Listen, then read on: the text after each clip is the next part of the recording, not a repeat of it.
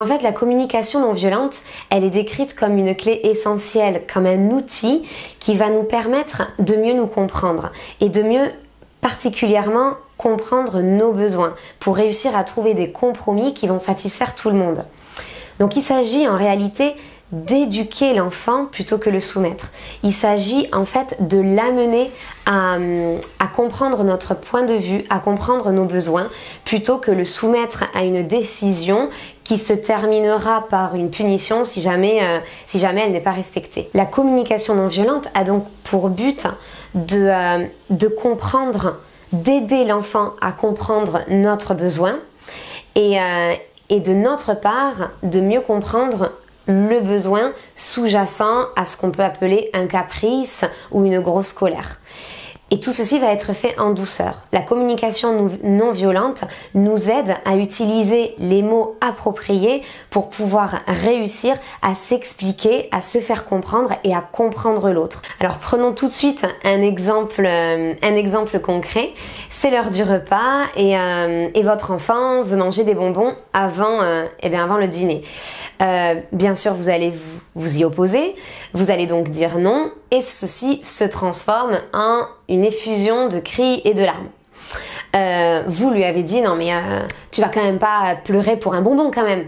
Alors là, que s'est-il passé? Eh bien votre enfant en fait se laisse tout simplement emporter par une envie, par un désir qu'il exprime.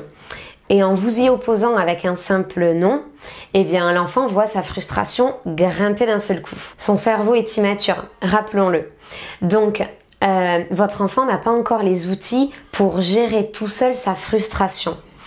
Donc il est déjà en proie à une forte émotion puisqu'il ne va pas voir son besoin assouvi. Et en plus de ça, il va entendre la phrase « Non mais tu vas pas pleurer pour un bonbon ?» Ou donc là, on va ajouter à sa première frustration puisque non seulement il n'a pas ce qu'il désire, mais en plus de ça, cette frustration-là n'est pas comprise en fait. Il ressent que vous lui reprochez en réalité d'être frustré tout simplement. Deuxième exemple, il est 8h15 du matin, c'est l'heure d'aller à l'école, votre enfant n'est pas habillé, il vient tout juste de terminer de déjeuner, il ne sait pas brosser les dents et il y a des Legos partout puisqu'il est en pleine construction d'un château fort. Là, vous commencez à sentir la panique monter, le stress grimper et donc vous lui lancez cette phrase fatidique qui est « range ça tout de suite et va t'habiller ». Alors là, votre enfant refuse, commence à se mettre à hurler, vous essayez tant bien que mal d'aller chercher des vêtements, de l'habiller, bref, c'est la catastrophe, tout le monde commence sa journée, branle-bas de combat, c'est le stress à la maison. Alors là, pour le coup, il ne s'agit pas d'un reproche qui a été fait à votre enfant, mais il s'agit d'une consigne qui a été donnée sous forme d'un ordre autoritaire. Donc en réalité, son besoin d'amusement, son besoin d'espace n'a pas été ni considéré ni respecté, selon lui. Et c'est intéressant également de se mettre à sa place durant ce moment-là, parce que lorsque nous-mêmes, nous sommes en train de faire quelque chose, nous sommes occupés dans une tâche et que c'est le moment de passer à autre chose, accepterions-nous nous-mêmes qu'on nous parle ainsi, qu'on nous demande de passer à autre chose sous forme d'un ordre autoritaire? Il y a de grandes chances pour qu'on le prenne mal également.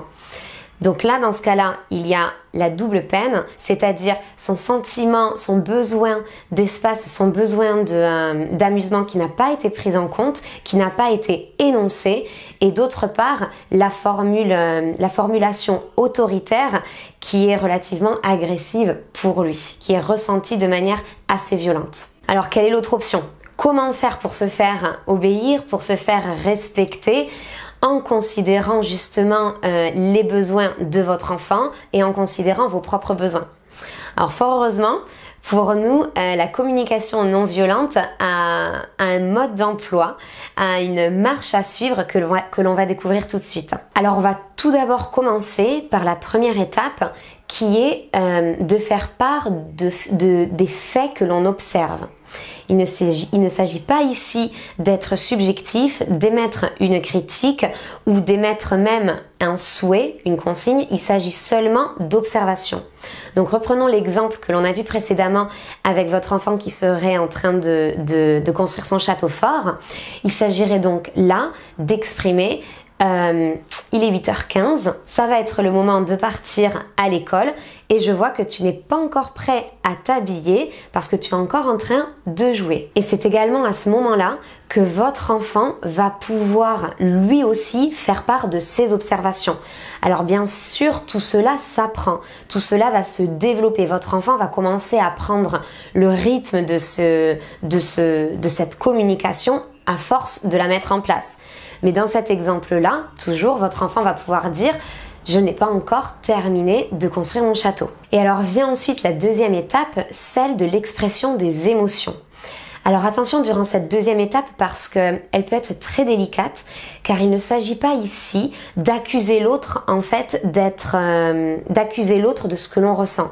On va toujours veiller à commencer la phrase par je ressens ceci, je ressens cela, et non pas tu m'énerves, tu m'as agacé, tu me mets dans tous mes états. Non, on ne commence pas notre phrase par tu. On la commence par je. C'est un petit conseil qui est très très efficace durant cette étape-là. Donc, pour reprendre toujours le même exemple, ici, j'aurais formulé moi-même, je commence à être stressée, je commence à être anxieuse parce qu'il est déjà 8h15 et j'ai vraiment peur que l'on arrive en retard et que la maîtresse se fâche contre toi et puis même contre moi. Et de nouveau, ce sera le tour de votre enfant qui formulera peut-être je suis énervée là, je suis en colère parce que j'ai vraiment envie de finir mon château. Et vient ensuite l'expression du besoin, le besoin qui se cache derrière l'émotion. Donc, du côté de l'adulte, ce serait j'ai vraiment besoin que l'on respecte les horaires, j'ai vraiment besoin de savoir que tu seras à l'heure à l'école et que la maîtresse sache que l'on respecte le temps de départ de l'école.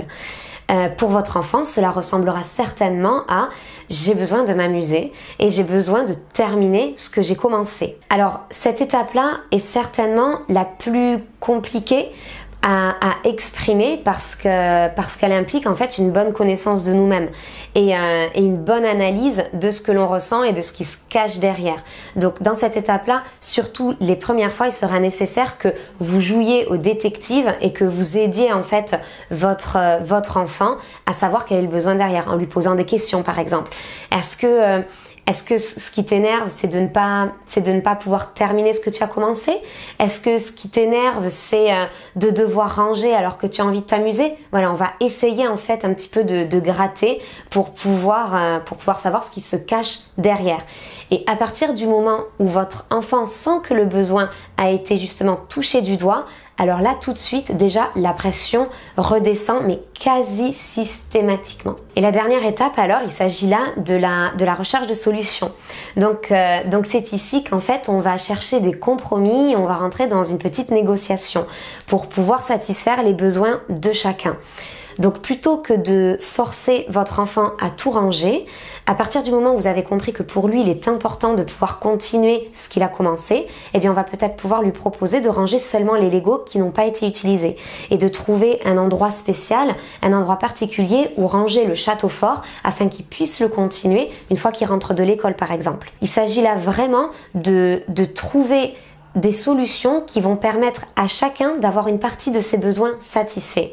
Et en général, cette étape est bien plus facile qu'on le pense à partir du moment où les besoins ont bien été nommés, ont bien été identifiés. Alors cette marche à suivre peut paraître idyllique, mais pourtant avec de la pratique, avec de l'entraînement, elle est tout à fait réalisable et les enfants sont extrêmement réceptifs à ce genre de communication. Ils se sentent tout de suite respectés, considérés. Donc pour nous en fait, il s'agit vraiment d'aider l'enfant à retrouver son calme en se connectant à son émotion et en l'aidant à trouver le besoin qu'il y a derrière. Et de notre côté, on aura exactement le même effet en réalité. On va se calmer, on va essayer de rechercher le besoin qui se cache derrière notre émotion et on va le communiquer avec douceur. Et à force d'entraînement, à force d'essais, de tentatives, c'est une communication qui prend de plus en plus de sens et qui devient de plus en plus facile à mettre en place en fait, qui devient moins robotique. Au début, ça va s'apparenter à une espèce de robotisation, tout simplement parce que vous allez dans votre tête suivre cette démarche, ces étapes. Et petit à petit, ça deviendra de plus en plus fluide. Et pour vous aider dans la mise en place justement de cette nouvelle démarche de communication non violente, j'ai créé un PDF, ce document qui reprend exactement les étapes que l'on vient de voir ensemble, que vous pouvez imprimer, afficher sur le frigo de la cuisine pour que tous les membres de votre famille puissent justement prendre l'habitude de les voir afin que cette communication, ces étapes deviennent de plus en plus fluides, de plus en plus faciles à appliquer.